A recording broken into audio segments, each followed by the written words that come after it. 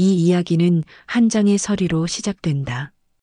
그리고 그 종이 위에서 한 남자의 평생이 다시 적혔다. 노인 일자리 주간. 그날 새벽 아버지는 아무에게도 말하지 못한 결심을 했다. 그가 적은 단 3글자, 청소 지원. 그 단어 뒤엔 55회의 땀과 눈물이 숨어 있었다. 그건 단순한 신청서가 아니라 그가 다시 세상 속으로 걸어 들어가려는 마지막 용기였다. 새벽 4시 반, 알람이 울리기도 전에 아버지는 눈을 떴다.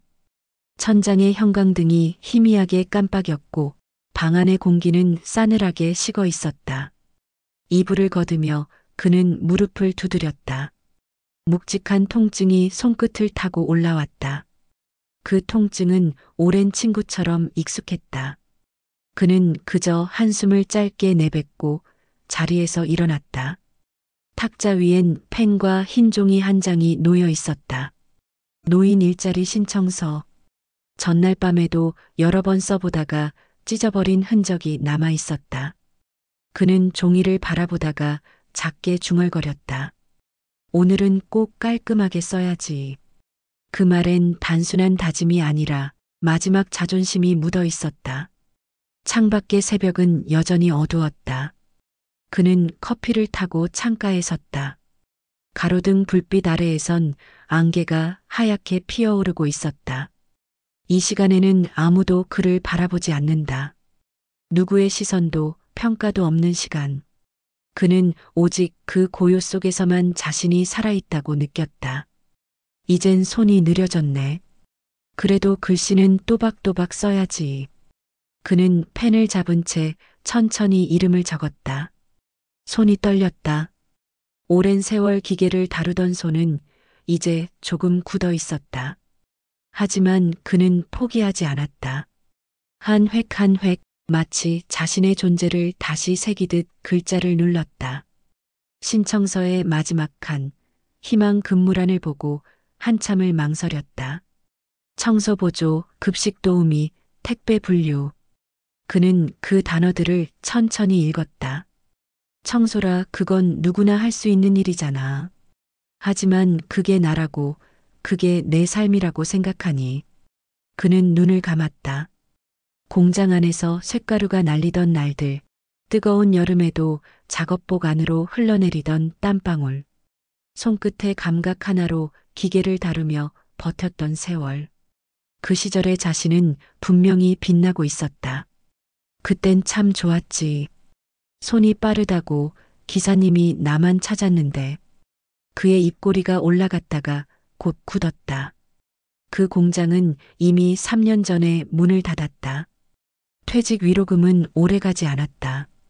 병원비, 공과금, 손주의 학원비. 그는 통장이 바닥나는 소리를 들었다. 그리고 그날 밤 아내의 유골함 앞에 앉아 오랫동안 아무 말도 하지 못했다. 여보, 나 이제 뭘 해야 할까? 그때 아무 대답도 들리지 않았지만 그는 다음날 구청에서 나눠주는 전단지를 손에 쥐었다. 그 종이를 다시 떠올리며 그는 펜으로 마지막 칸에 단어를 적었다. 청소 지원. 글자가 마르기도 전에 그는 펜을 내려놓았다. 그 순간 이상하게도 마음이 조금 편안했다. 그래, 다시 시작하는 거야. 늙었다고 멈추는 게 아니지. 그때 딸의 목소리가 들려왔다. 아버지, 아직 새벽인데 왜 이렇게 일찍 일어나셨어요? 그냥 잠이 일찍 깨서. 이젠 새벽잠이 없어졌나 봐. 그것도 그 신청서예요. 아니야, 낙서야. 심심해서 써본 거야. 아버지, 꼭 다시 일하셔야 해요. 응, 일은 해야지. 그래야 내가 숨을 쉴 수 있지. 딸은 그 말에 아무 말도 하지 않았다. 그녀는 아버지의 손등을 바라봤다. 굳은 살과 상처가 뒤섞인 손. 그 손이 아직도 일하고 싶어 한다는 걸 느꼈다. 아버지는 커튼을 열었다. 희미한 빛이 들어왔다. 오늘까진 접수해야 하니까. 늦으면 안 되지. 낡은 셔츠를 다리고 바지를 펴입었다. 옷은 낡았지만 깔끔했다. 그는 거울 앞에 섰다. 거울 속의 남자는 어깨가 조금 좁아졌지만 눈빛은 여전히 단단했다. 그래. 아직 끝난 게 아니야. 그는 웃으며 서류를 가슴 주머니에 넣었다. 집을 나서며 마당의 감나무를 보았다. 작년 가을 감이 유난히 많이 열렸었다. 그 감을 나눠주던 그때의 웃음이 아직 그의 귓가에 맴돌았다. 길 위엔 낙엽이 수북히 쌓여 있었다. 그는 조심스레 걸음을 옮겼다. 바스락 그 소리가 마치 세상이 그에게 말을 거는 듯했다. 아버지, 우산 가져가세요. 괜찮아. 오늘은 비 안 온다더라. 하늘은 잿빛이었지만 그는 미소를 지으며 대답했다. 버스 정류장엔 출근하는 사람들이 서 있었다. 정장 차림의 젊은이들, 커피를 든 손, 무표정한 얼굴들.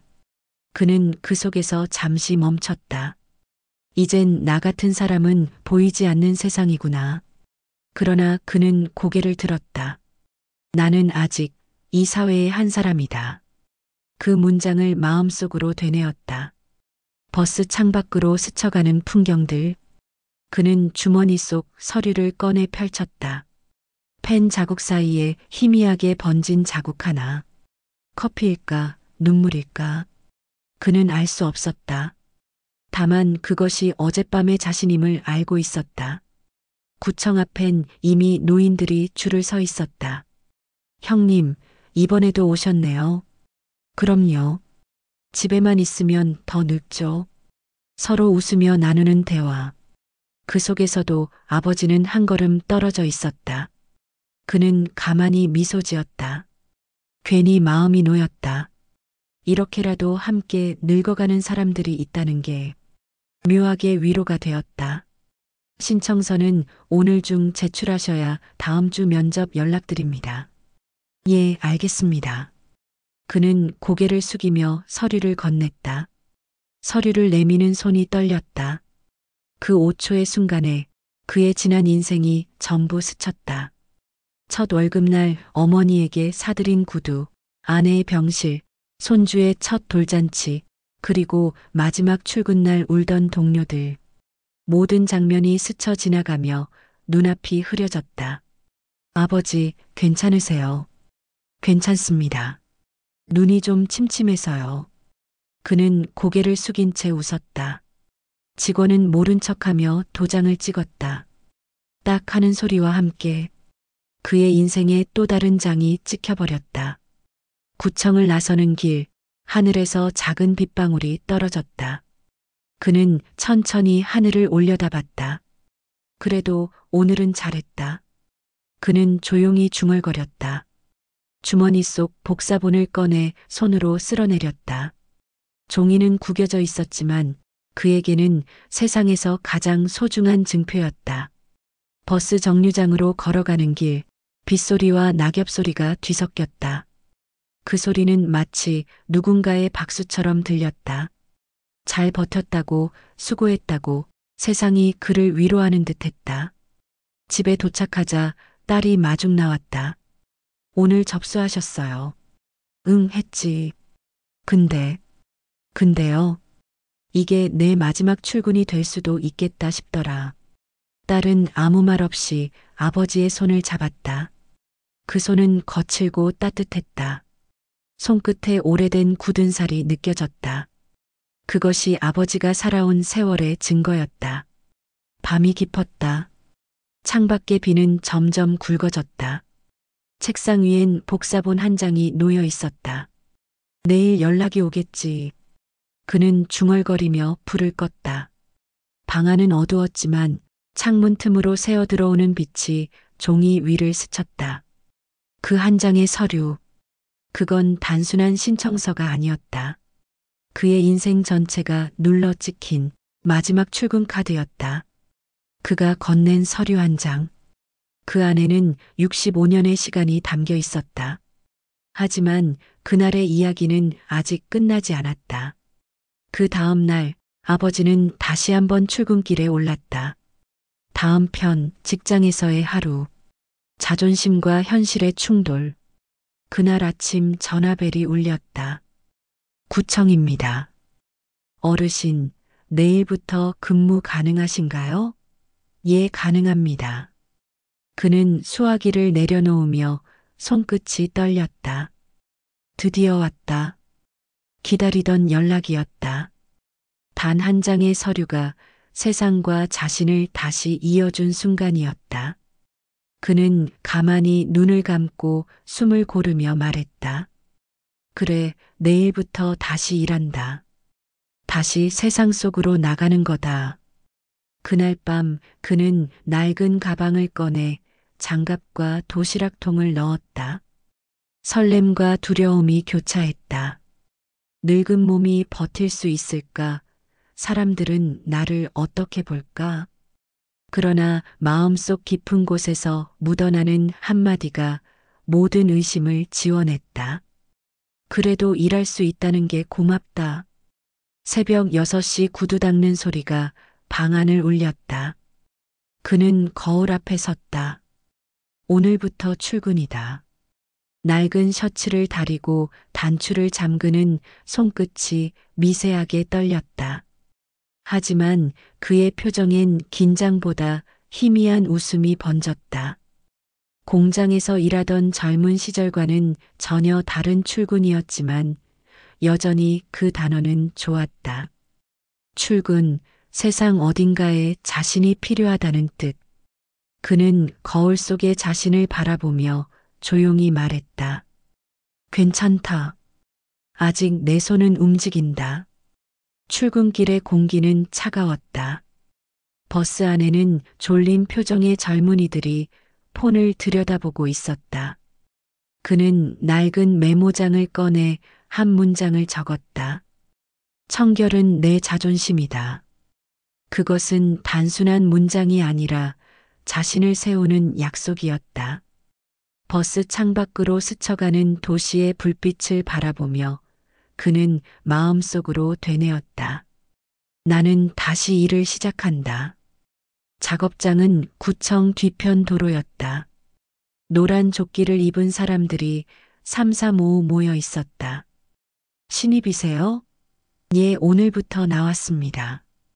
반갑습니다. 여긴 힘들진 않아요. 근데 가끔 말 안 통하는 사람들이 있죠. 그는 미소 지으며 대답했다. 괜찮습니다. 그런 사람 많이 봤어요. 아침 햇살이 도로 위를 비쳤다. 그는 빗자루를 들었다. 첫 발을 내딛는 순간 허리가 뻐근했지만 그는 자신에게 말했다. 괜찮아, 일할 수 있잖아. 낙엽이 바람에 흩날렸다. 그는 그 낙엽을 모으며 오랜만에 숨이 제대로 쉬어지는 것을 느꼈다. 오전 9시 그의 손에는 이미 땀이 흘렀다. 땀방울이 등줄기를 따라 흘렀지만 마음은 가볍고 맑았다. 아저씨, 여기 좀 깨끗이 좀 해주세요. 이거 냄새 나요. 근처 편의점 직원이 불쾌하게 말했다. 그는 미소를 지으며 대답했다. 예, 곧 치울게요. 그는 쓰레기를 비우며 자신이 다시 누군가에게 필요하다는 사실에 묘한 기쁨을 느꼈다. 오랜만에 누군가의 요청을 받는다는 게 이렇게 따뜻할 줄 몰랐다. 하지만 평화는 오래가지 않았다. 점심시간이 가까워졌을 무렵 한 중년 남성이 다가와 목소리를 높였다. 거기 청소하시는 분, 이쪽은 우리 관리 구역이에요. 모르고 했습니다. 죄송합니다. 죄송하단 말로 끝납니까? 규정 모르세요? 그는 고개를 숙였다. 그 순간 묘한 굴욕감이 가슴을 찔렀다. 평생 규칙을 지키며 일했는데 이젠 누군가에게 지적받는 사람이 되어 있었다. 아무 말도 하지 않은 채 그는 조용히 다른 구역으로 발걸음을 옮겼다. 점심시간이 되어 그는 벤치에 앉아 도시락을 열었다. 찬밥 위에 김치 한 조각. 젓가락을 들었지만 손끝이 무겁고 입맛이 없었다. 주위를 보니 같은 조끼를 입은 노인들이 조용히 밥을 먹고 있었다. 그중 한 사람이 다가와 말했다. 아저씨 오늘 처음이죠? 얘 좀 서툴러서 혼났네요. 다 그래요. 우리도 다 그랬어요. 괜찮아요. 그는 짧게 고개를 끄덕였다. 그 따뜻한 말 한마디가 이상하게 가슴을 울렸다. 혼자가 아니라는 사실이 조금 위로가 됐다. 오후 햇살은 점점 따가워졌다. 그는 다시 걸레를 쥐고 도로 표지판을 닦았다. 팔이 저리고 허리가 굽었지만 묘하게 기분이 나쁘지 않았다. 걸레를 짜낼 때마다 아내가 떠올랐다. 여보, 당신은 참 성실한 사람이야. 그게 당신의 자존심이야. 그 말이 귀에 생생했다. 그래, 내 자존심이지. 그는 혼잣말을 하며 웃었다. 그 순간 땀이 이마를 타고 흘러내렸다. 지나가던 학생들이 웃으며 속삭였다. 우리 할아버지도 저런 거 하시나? 몰라, 근데 힘들겠다. 그는 아무 대꾸도 하지 않았다. 대신 손에 더 힘을 주어 낙엽을 쓸어 모았다. 세상이 자신을 어떻게 보든 상관없었다. 지금 그는 자신에게 떳떳했다. 오후 3시 무렵 구청 직원이 다가왔다. 오늘은 여기까지만 하시죠. 이따 기록지 작성해 주세요. 그는 고개를 끄덕였다. 기록지를 받는 순간 아침의 신청서가 떠올랐다. 또 한 장의 종이였다. 오늘의 근무 시간과 작업 구역, 서명을 적는 칸. 그는 펜을 들고 조용히 이름을 적었다. 글씨는 아침보다 더 또렷했다. 도장 소리가 작게 울렸다. 그것은 새로운 하루의 도장이었다.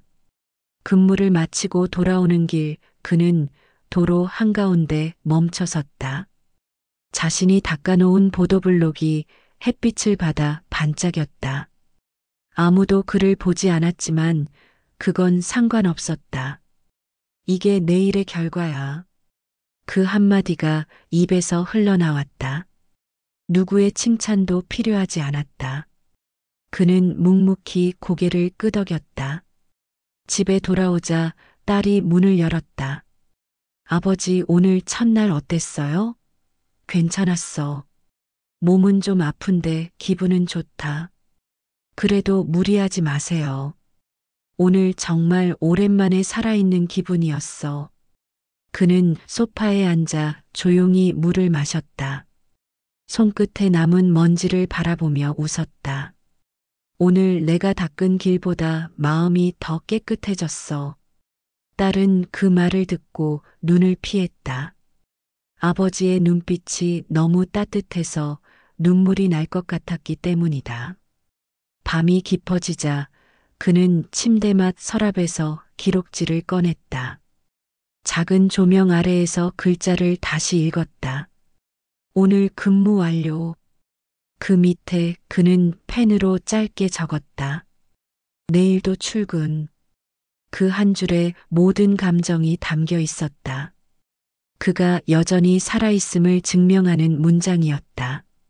창밖으로 도로 청소차가 지나갔다. 그는 창문을 열어 그 소리를 들었다.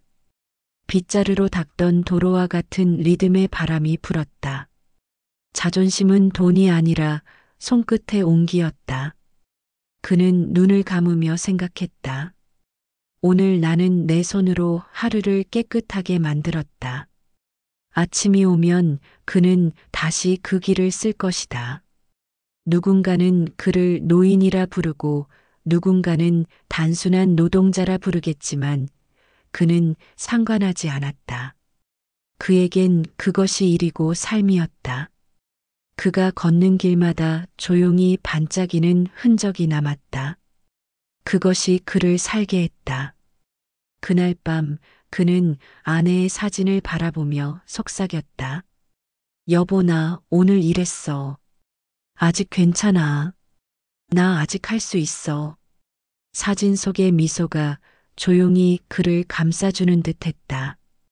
그는 천천히 불을 끄고 눈을 감았다. 노인 일자리 주간의 둘째 날이 그렇게 지나갔다.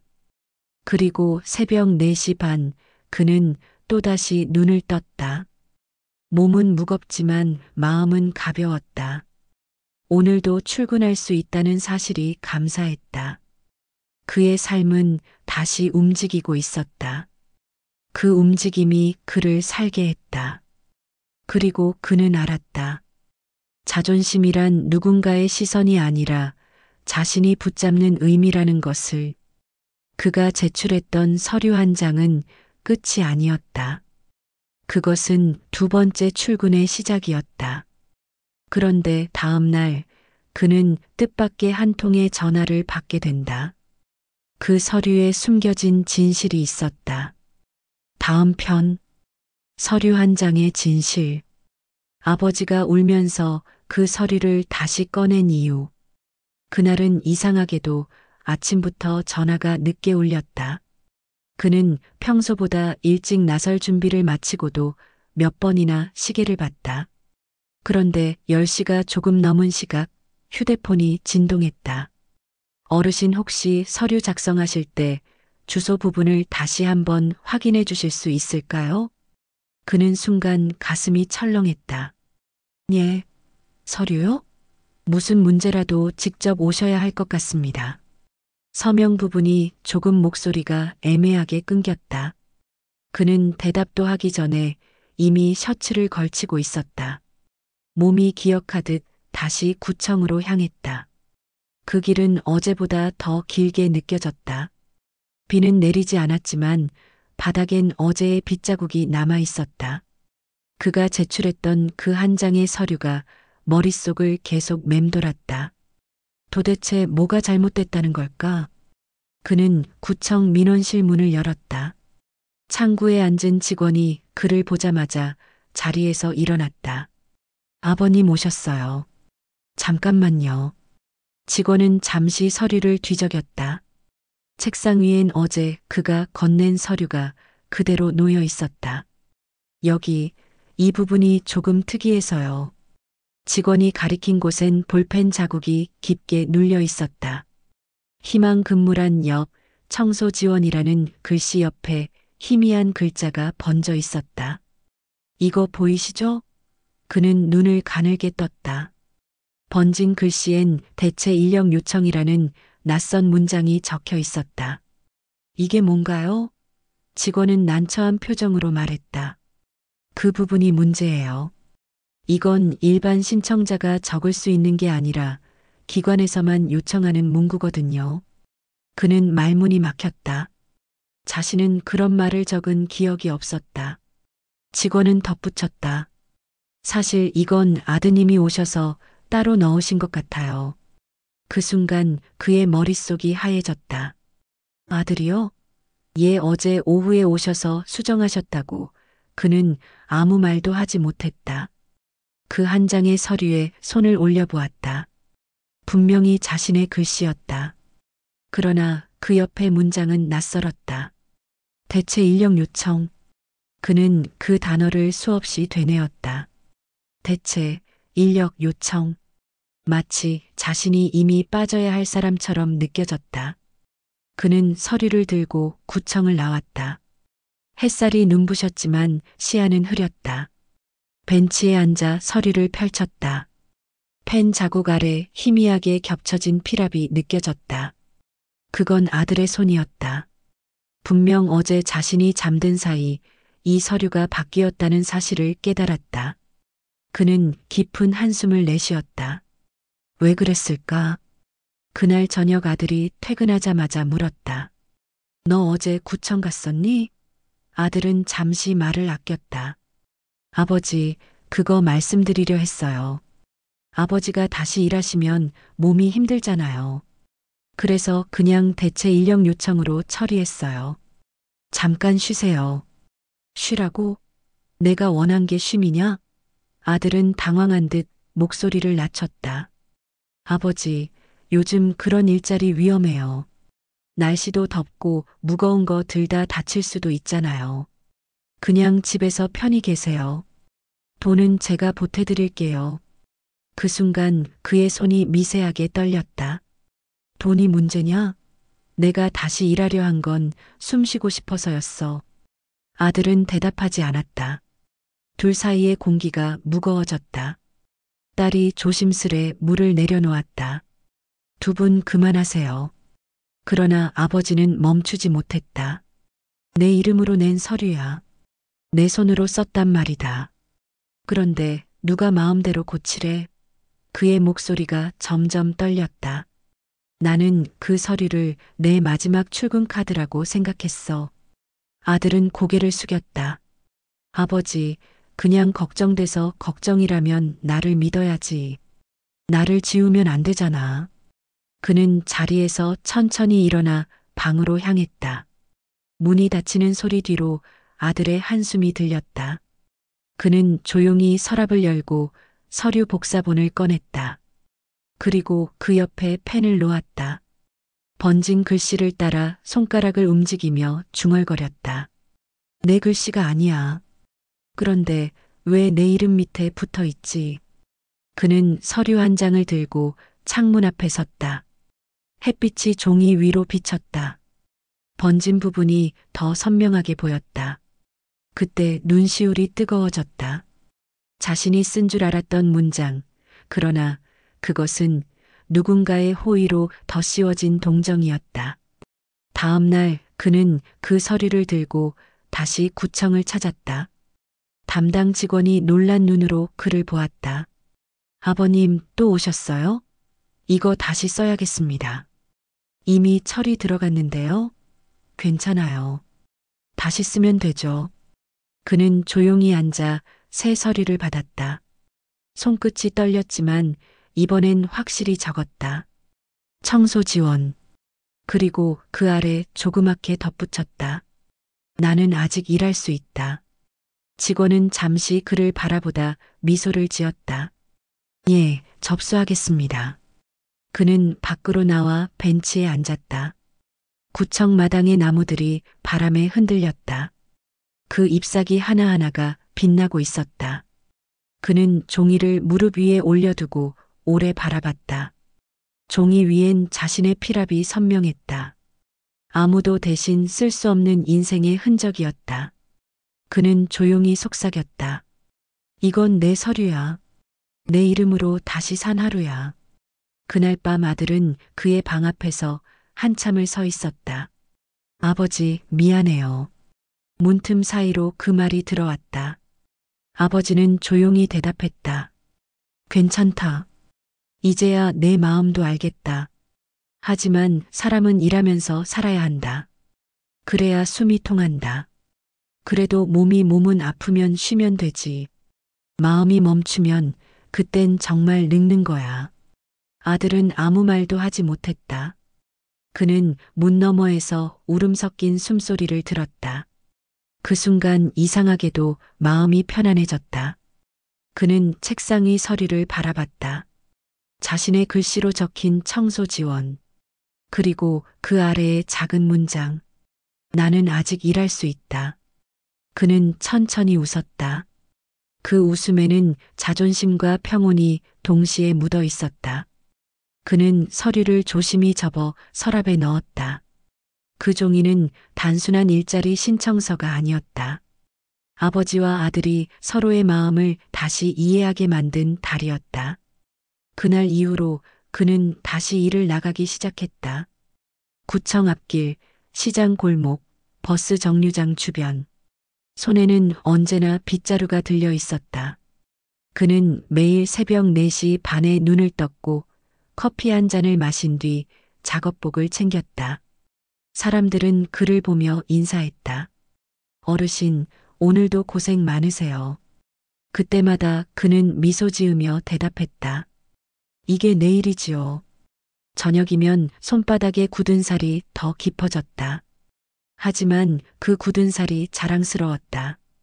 그것이 바로 살아있다는 증거였으니까. 하루는 구청 직원이 다가와 말했다. 아버님, 그때 다시 쓰신 서류 덕분에 이번에 우수 근로자로 추천되셨어요. 그는 놀라며 웃었다. 내가요? 예, 꾸준히 나오시고 정리도 꼼꼼하시잖아요. 그는 잠시 말을 잃었다. 그리고 천천히 고개를 숙였다. 고맙습니다. 그가 집으로 돌아가 딸에게 말했다. 오늘 상 받았다. 딸은 눈을 반짝이며 박수를 쳤다. 역시 우리 아버지. 그때 그의 눈가가 젖었다. 그날 밤 그는 서류 복사본을 꺼내 다시 펼쳤다. 그 위엔 3번의 도장이 찍혀 있었다. 접수, 승인, 근무 완료. 그는 그 종이를 천천히 만지며 중얼거렸다. 이제 이건 나의 증명서야. 그리고는 눈을 감았다. 창밖엔 노을이 남아 있었다. 바람이 감나무 잎을 흔들고 있었다. 그 소리가 마음속으로 스며들었다. 그는 마지막으로 말했다. 고맙다, 내 손아. 그가 다시 써낸 그 한 장의 서류. 그것은 단순한 일자리 신청이 아니었다. 그가 스스로의 존엄을 되찾은 증거였고, 한 인간이 여전히 세상 속에서 빛날 수 있다는 선언이었다. 하지만 이야기는 거기서 끝나지 않았다.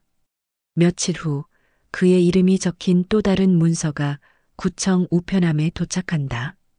거기엔 예상치 못한 내용이 적혀 있었다. 다음 편, 아버지의 이름으로 온 공문 한 장. 숨겨진 진짜 마지막 이야기. 며칠 후 우편함에 도착한 한 통의 공문이 모든 것을 바꿔놓았다. 봉투엔 구청 사회복지과라는 도장이 찍혀 있었다.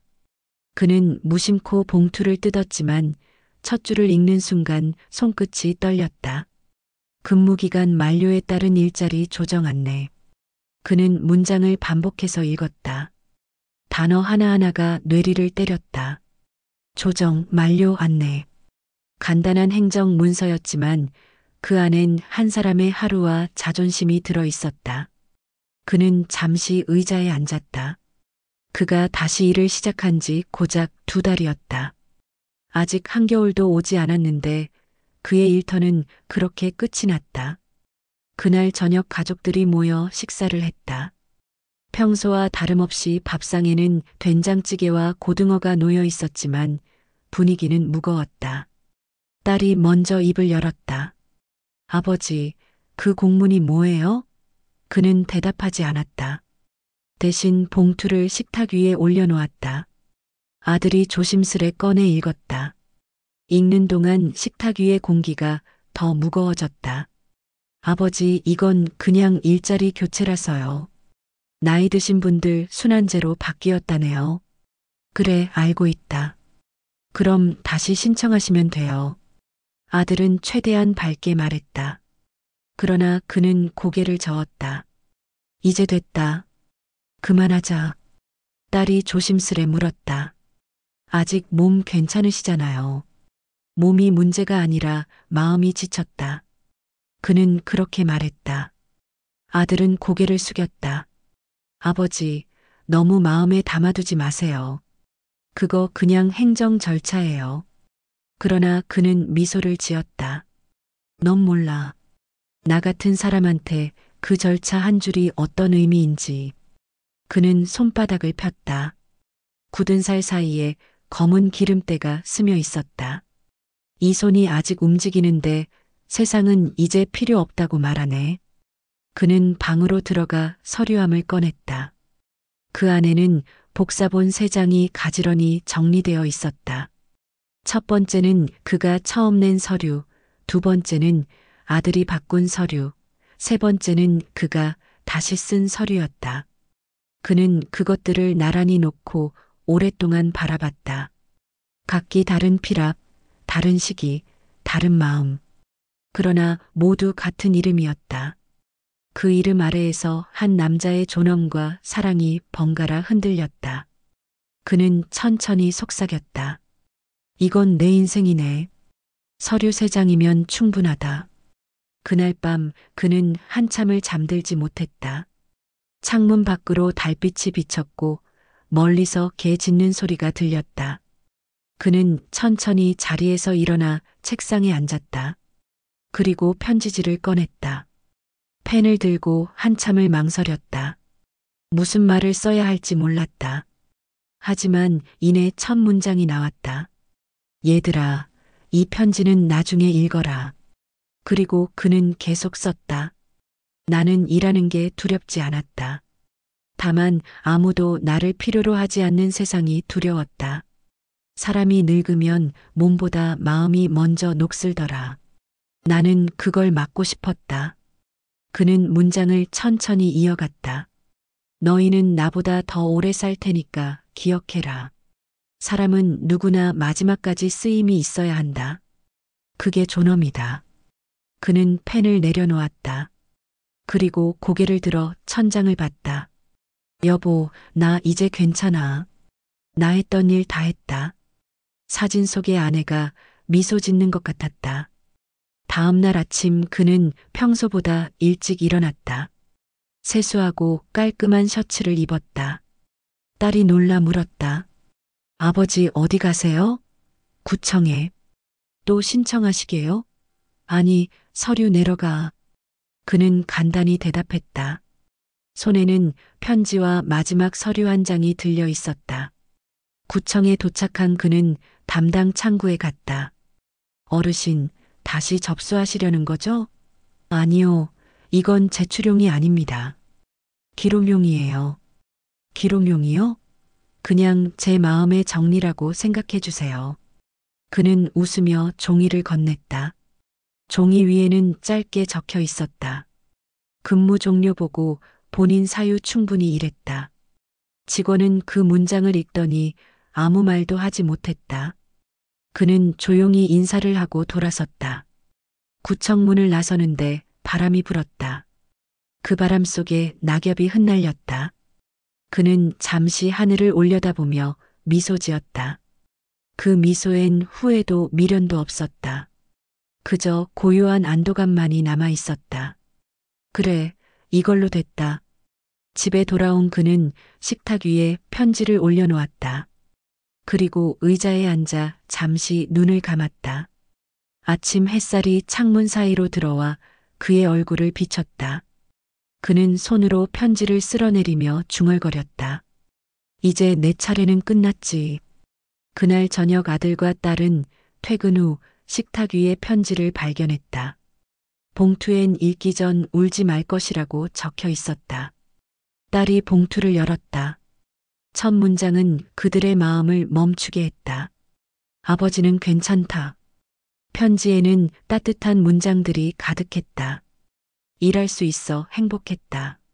서류 한 장이 나를 다시 사람으로 만들어줬다. 이제 내 손으로 내려놓는 것도 일의 일부라고 생각한다. 아들은 편지를 다 읽고 눈을 감았다. 아버지는 늘 그런 분이었지. 조용히 묵묵히. 딸은 눈물을 닦으며 말했다. 근데 왜 저 문장 보니까 더 슬프지? 그녀는 편지 마지막 줄을 가리켰다. 청소 지원 종료 보고. 그리고 그 아래 적힌 글자. 수고했다, 나 자신. 그날 밤 가족들은 말없이 식탁에 둘러앉았다. 아무도 울지 않았다. 대신 따뜻한 정적이 흘렀다. 그들은 모두 마음속으로 알고 있었다. 그가 떠난 건 일이 아니라 역할이었고 남은 건 존엄이었다는 것을. 며칠 후 구청 게시판 한쪽에 새로운 안내문이 붙었다. 어르신 근무 종료자 명단. 그 밑엔 작게 글이 덧붙어 있었다. 근무 태도 모범적, 타의 귀감. 그 문장을 본 동료 근로자들이 고개를 숙였다. 그분 참 좋은 분이었지. 누군가 말했다. 그분이 닦던 그 길, 오늘도 반짝이네.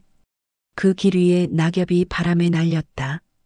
햇살이 닿자 마치 누군가가 그곳을 다시 닦아놓은 듯 빛이 났다.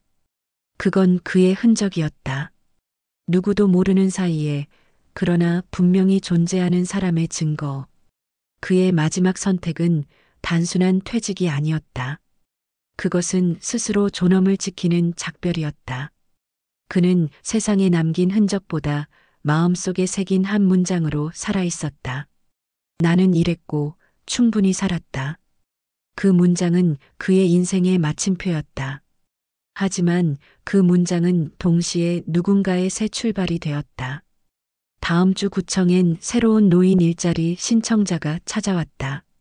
그리고 그 신청서 맨 아래에는 익숙한 문장이 적혀 있었다. 나는 아직 일할 수 있다. 그 문장을 읽은 담당 직원은 잠시 웃음을 지었다. 그가 남긴 말은 그렇게 또 다른 누군가의 하루를 열고 있었다. 다음 편. 그가 남긴 말 한 줄이 다시 한 사람의 삶을 바꾸는 이야기. 파트 5. 나는 아직 일할 수 있다. 그 문장이 이어준 세대의 이야기. 그의 이름이 구청 게시판에서 내려간 지 한 달이 지났다. 하지만 그가 남긴 문장은 여전히 사람들의 입에 남아 있었다. 나는 아직 일할 수 있다. 단순한 일자리 신청서의 한 줄이었지만 그 문장은 누군가의 마음에 불을 켜는 불씨가 되었다. 구청 사회복지사는 그 서류를 서류함에 넣지 않았다. 대신 복사해서 근무자 교육자료 첫 페이지에 붙였다. 이 문장 참 좋지 않아요? 직원 중 한 명이 말했다. 어르신의 글씨체 그대로 보관하자. 그리고 그렇게 그 문장은 조용히 다른 사람들의 삶 속으로 흘러갔다. 며칠 뒤 구청 민원실 문이 조용히 열렸다. 20살 청년이 들어왔다. 옷은 낡았고 눈빛은 지쳐 있었다. 혹시 단기 일자리 있나요? 그는 조심스레 물었다. 담당 직원은 고개를 들었다. 예, 어떤 일 원하세요? 청년은 고개를 숙인 채 대답했다. 뭐든 상관없어요. 그냥 일하고 싶어요. 그때 직원은 잠시 망설이다 책상 서랍을 열었다. 그 안에는 오래된 복사본 한 장이 있었다. 서류 하단엔 손글씨로 적힌 문장이 있었다. 나는 아직 일할 수 있다. 직원은 그 종이를 보여주며 말했다. 이걸 적은 분이 계셨어요. 그분이 쓰신 문장을 우리가 지금도 보관하고 있죠. 청년은 종이를 받아들고 한참을 바라봤다. 나는 아직 일할 수 있다. 그는 천천히 그 문장을 입술로 따라 읽었다. 마치 그 한 문장이 자신에게 말을 건네는 것 같았다. 그날 밤 청년은 집으로 돌아가 어머니에게 말했다. 엄마, 나 일자리 구했어. 그래, 잘 됐다. 뭐 하는 일이야? 청소 보조래. 별거 아니지만 괜찮아. 나도 누군가처럼 시작해 보려고. 어머니는 잠시 미소 지었다. 그래, 일은 뭐든 괜찮지. 손으로 하는 거면 더 좋아.